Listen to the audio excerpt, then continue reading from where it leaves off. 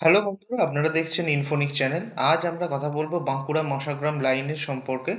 তো এর যে লেটেস্ট আপডেট সম্পর্কে, আপনারা জানেন যে বাঁকুড়া মশাগ্রাম যে রেলওয়ে লাইনটা কিছুদিন আগেই কানেক্ট হয়ে গেছে, কিন্তু আপনারা যেগুলো জানেন না সেগুলো সম্পর্কে আমি আজকে ডিসকাস করব। পুরো ভিডিওটা দেখবেন, বেশি বড় হবে না। এই ভিডিওটার মাধ্যমে আমি প্রথমে বলবো যে এখানে যে লাইনটা তৈরি করা হয়েছে সেটা কি হিসেবে তৈরি করা হয়েছে।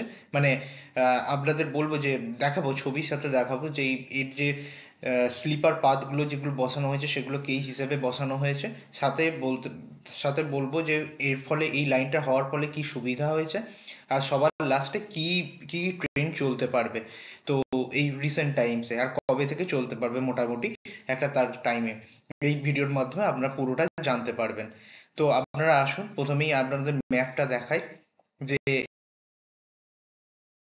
এই যে ম্যাপটা আপনারা দেখতে পাচ্ছেন, এটা হচ্ছে বাঁকুড়া থেকে মশাগ্রাম আপনারা দেখতে পাচ্ছেন। এই যে, এক মিনিট দাঁড়ান, হ্যাঁ, বাঁকুড়া থেকে একটা মশাগ্রাম হয়ে এটা মশাগ্রাম লাইনটা, এটা দেখতে পাচ্ছেন, এটা তৈরি হয়ে গেছে। কানেক্ট কানেক্ট হচ্ছে এই এটার সাথে, বাঁকুড়া মশাগ্রাম লাইন। আর সাথে আরেকটা জানেন যে বাঁকুড়া হয়ে বিষ্ণুপুর হয়ে এটা আরামবাগ হয়ে যে লাইনটা একটা তৈরি হচ্ছে, সেটা হচ্ছে একদম, সেটাও একদম হাওড়ার সাথে কানেক্ট হবে। তো এই দুখানা লাইন তৈরি হচ্ছে, তার মধ্যে আজকের যে কথাটা বলবো বাঁকুড়া মশাগ্রাম লাইন। বাঁকুড়া মশাগ্রাম লাইন কিন্তু এইখানের মধ্যে সব থেকে ইম্পর্টেন্ট লাইন, কারণ আপনাদের কিছুক্ষণের মধ্যেই বোঝাবো। আর এই লাইনটাকে খুব ভালোভাবে তৈরি করা হয়েছে, ভালোভাবে তৈরি করা হয়েছে মধ্যে প্রথমে আপনাদের ছবিগুলো দেখায়। এই ছবির মধ্যে কিন্তু আপনারা একটা সিম্পল একটা জিনিস কিন্তু লক্ষ্য করতে পারবেন, যে এর যে পাতগুলো বসানো হয়েছে না, এই পাতগুলো নর্মাল পাতের থেকে অনেক মোটা, মানে থিকনেস অনেক বেশি। এগুলোর কারণ কি জানেন? এগুলোর কারণ হচ্ছে এখনকার দিনে যে পাতগুলো রয়েছে সেগুলো 160 কিলোমিটার পার আওয়ার বা তার উপরে স্পিডে তৈরির জন্য, মানে এই যে ইয়েগুলো স্লিপারগুলো বলছি, এই স্লিপারগুলোর থিকনেস আর এর থিকনেস, মানে লম্বায় চওড়ায় যে দুটোর কথা বলছি, দুটোর থিকনেস কিন্তু অনেক বাড়িয়ে দেওয়া হয়েছে। এই যে মশাগ্রাম লাইনটা কানেক্ট করা হয়েছে, এই কানেক্ট কিন্তু 160 কিলোমিটার পার আওয়ারে, মানে যে সমস্ত ইয়েগুলো বসানো হয় সেইগুলোই কিন্তু এখানে কিন্তু ইউজ করা হয়েছে। আপনাদের পরের স্লাইডেও দেখতে পাবেন, পরের স্লাইডে দেখতে পাবেন, এটা ভালোভাবে দেখতে পাবেন। এখানে যতক্ষণ না এইগুলো দেখুন, 160 কিলোমিটার পার আওয়ারের জন্য যেগুলো স্লিপার পাথগুলো বসানো হয়েছে সেগুলো কিন্তু এখানেই বসানো হয়েছে মশাগ্রাম লাইনে। কিন্তু প্রথম কথা হচ্ছে এই হাওড়া মশাগ্রাম লাইনে 160 অ্যাচিভ করবে না। এর কারণ 80 কিলোমিটার বা 60-70-র মধ্যেই লিমিট করা থাকবে, কারণ বাকি লাইনটা কিন্তু সেরকম ভাবে আপগ্রেড করা নেই। শুধু ওই কানেক্টিং পোর্শনটা কিন্তু এই ভালোভাবে তৈরি করা হয়েছে। পরবর্তীকালে যদি কোনোদিনও রিপ্লেসমেন্টের যদি কোনো প্রজেক্ট আসে, তখন সেইটা কিন্তু পুরোপুরি রিপ্লেস করে দিয়ে এই লাইনের মতো 160 কিলোমিটার পার আওয়ারের স্পিডে এই ট্রেনটা অলরেডি চলতে পারবে। কারণ আপনারা জানেন এটা অলরেডি কর্ড লাইনের সাথে যুক্ত, বর্ধমান কর্ড লাইনের সঙ্গে। তাহলে এটা বুঝতে পারছেন অলরেডি বর্ধমান কর্ড লাইন কিন্তু 160-তে কিন্তু ওর মানে ছাড়পত্র কিন্তু 160 বা 180-র কাছাকাছি কিন্তু রয়েছে, 160 প্লাসই রয়েছে। তো সেই হিসেবে এইখানে লাইনটাও কিন্তু ওই 160-র উপরেই কানেক্ট করা হয়েছে। এরপর বলি যে এই এই লাইনটা হওয়ার ফলে কি সুবিধা হবে। প্রথম কথা হচ্ছে দেখুন, এখানকার তো যে লোকাল লোক আছে তাদের সুবিধা হবেই, কারণ সোনামুখী টোনামুখী যে সমস্ত লোকগুলো আছেন, বা যারা লোকাল লোক আছেন, শেয়ারা বাজার, বর্ধমান শেয়ারা বাজার, এই সমস্ত যে লোকগুলো আছেন ওনাদের তো খুবই সুবিধা হবে। সব থেকে প্রথম কথা হচ্ছে বাঁকুড়া থেকে হাওড়ার ডিস্টেন্স কিন্তু, মানে যদি ভায়া মশাগ্রাম করি তাহলে 40 কিলোমিটার কমবে। আর সাথে টাইম রিডিউস হবে 1 থেকে 1.5 আওয়ার্স। এটা কিন্তু ওরা ক্লেম করছে, কিন্তু আমার মনে হয় 2 ঘন্টারও বেশি সময় কিন্তু সেভ হবে। এর কারণ বলছি, কারণ এটা প্রথম কথা সিঙ্গেল লাইন, এর মধ্যে এখন আপাতত প্রেসার কম। আমি যদি মালগাড়ির কথা ছেড়ে দিই এখন, গভর্নমেন্ট যদি চাই বা রেলওয়ে যদি চাই ওখান থেকে বেশি মালগাড়ি চালানো, সেটার কথা ছেড়ে দিই, তাহলে 2 ঘন্টারও বেশি কিন্তু সময় বাঁচবে। আর সব থেকে বড় কথা, যখন আগে খড়গপুরের মধ্যে দিয়ে, মানে এখন যে খড়গপুরের উপর দিয়ে যে সমস্ত ট্রেনগুলো যায়, আপনারা জানেন কি অস্বাভাবিক লেট হয়। কারণ একটাই, ওখানে মালগাড়ির সংখ্যা বেশি, ওখানে ট্রাফিকের সংখ্যা বেশি, জ্যাম বেশি হয়। আর খড়গপুরের লাইনের পর থেকে লাইন পাওয়া যায় না, ক্লিয়ারেন্স পাওয়া যায় না, মানে সাউথ ইস্টার্ন লাইনে। কিন্তু ইস্টার্ন লাইনে মানে প্রবলেম আছে, কিন্তু সেরকম অতখানি প্রবলেম নয়। তো আমার মনে হয় এটা 2 ঘন্টা থেকে 2 ঘন্টা 15 মিনিটের মতো টাইম রিডিউস হবে টোটালের উপর, মানে টোটাল লাইনের উপর। আর সব থেকে বড় কথা, এখানের হচ্ছে লোকেদের লোকেদের যে মিনিমাম যে সুবিধাগুলো, মিনিমাম সুবিধা মানে ধরুন ট্রেন স্টেশনের মধ্যে আগে স্টেশনগুলো আপনারা যখন দেখেছেন যে মানে খুবই সিম্পল টাইপের স্টেশন থাকছে, কিন্তু আস্তে আস্তে স্টেশনেরও কিন্তু প্রজেক্ট আসতে চলেছে।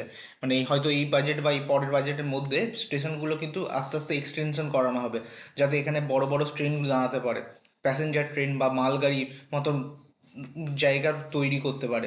মানে যেই সমস্ত স্টেশন এখানে বেশিরভাগটাই দেখবেন সিঙ্গেল লাইন, তো সিঙ্গেল লাইন থেকে স্টেশনগুলো, আমি স্টেশনের কথা বলছি, সেই স্টেশনগুলোকে দুটো লাইনে তৈরি তফাৎ করা, মানে মানে প্ল্যাটফর্ম ওয়ান আছে, প্ল্যাটফর্ম টু বা প্ল্যাটফর্ম থ্রি, অনেক অনেক স্টেশনগুলোতে মানে দু তিনটে আরো স্টেশনে কিন্তু এটা তৈরি করা হবে পরবর্তী প্রজেক্টে।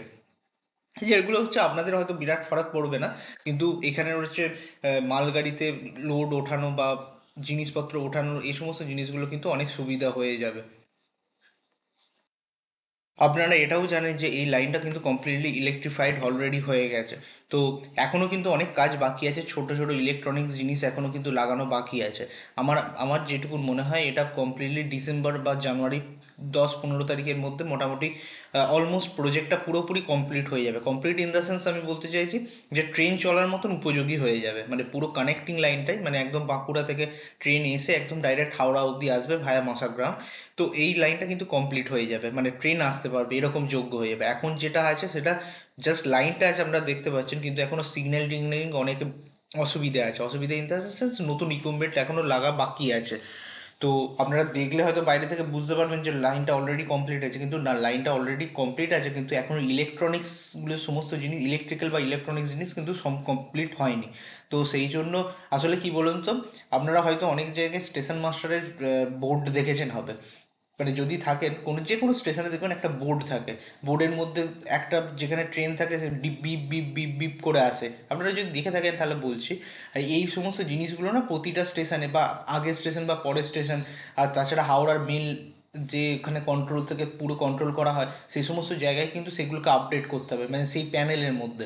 আপনারা যদি প্যানেল দেখে থাকেন তাহলে আরো ভালোভাবে বুঝতে পারবেন জিনিসগুলো, মানে ইলেকট্রনিক্স গুলো সেখানে লাগানো হয়েছে কিন্তু এখনো সম্পূর্ণভাবে সেগুলো স্বয়ংক্রিয় করে চালু করা হয়নি।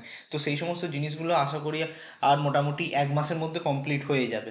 যেগুলো হচ্ছে ধরুন হাওড়াতে কাজ আছে বা এই মশাগ্রামে আছে বা আরো যে সমস্ত স্টেশনের আশেপাশের যে সমস্ত স্টেশন আছে যেখানে শো করানোর দরকার, সেটা রেলওয়ে তো ঠিক করে, রেলওয়ের নিয়ম অনুসারে যেখানে যেখানে শো করার দরকার আছে, তো সেইগুলো এখানে কিন্তু শো করার জন্য এই টাইমটা লাগবে।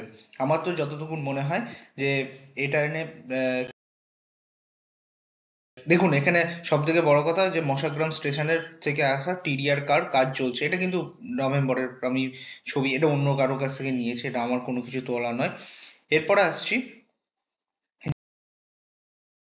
যে নতুন ট্রেন কি দেবে। নতুন ট্রেনের মধ্যে দেখুন হাওড়া মশাগ্রামের মধ্যে মোটামুটি 4টে ট্রেন চলে, মোটামুটি ওই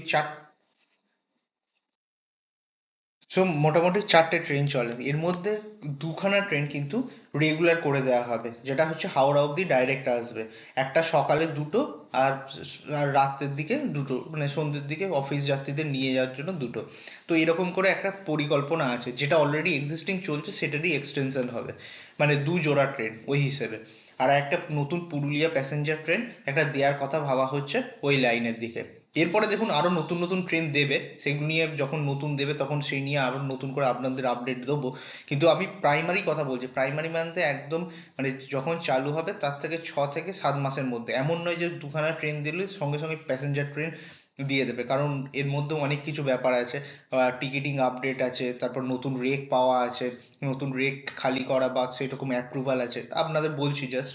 তো সেইগুলোর জন্য প্রথমে আপনারা দেখুন, প্রথমে চালু যখন হবে দু পেয়ার ট্রেনই চালু হবে, আর পুরুলিয়া প্যাসেঞ্জার ট্রেন একটা নতুন চালু হবে, মানে ওই লাইনের মধ্যে দিয়ে, যেটা আপনাদের খুবই সুবিধা হবে, মানে ওই লাইনের মানুষদের জন্য খুবই সুবিধা হবে। বাঁকুড়া থেকে পুরুলিয়া থেকে লোক খুব তাড়াতাড়ি কলকাতায় পৌঁছাতে পারবেন, আগে যে এক্সিস্টিং লাইন ছিল সেখান থেকে অনেক লোকের মুক্তি পাবেন, কারণ আর যে ট্রেন অলরেডি এক্সিস্টিং আছে না পুরুলিয়া প্যাসেঞ্জার ট্রেন, সেটা কিন্তু সেরকমই থাকবে, আমি যতদূর জানি সেটা কিন্তু সেরকমই থাকবে, সেটার মধ্যে কোনো চেঞ্জ হবে না, কারণ ওই লাইনেরও অনেক প্যাসেঞ্জার আছেন ওই মানে ওই ট্রেনটার জন্য খুব অনেক বেনিফিট পান।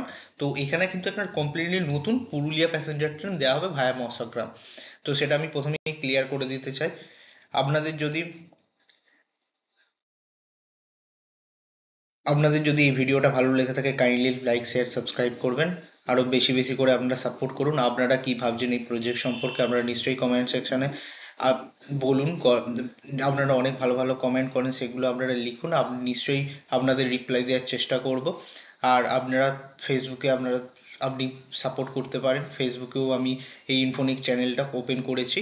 আর টেলিগ্রামেও আপনারা যুক্ত করতে পারেন, টেলিগ্রাম ইনস্টল করে নেবেন, তারপর @ইনফোনিক সার্চ করবেন, সেখানে গিয়ে জয়েন হয়ে যাবেন। ও কোনো নতুন ডকুমেন্টস বা গভর্নমেন্টের কিছু পেলে আমি ওখানে আপলোড করে দিই, তো আপনারা ফ্রিতে ওগুলো অ্যাক্সেস করতে পারবেন। অসংখ্য অসংখ্য ধন্যবাদ আপনাদের সাপোর্টের জন্য।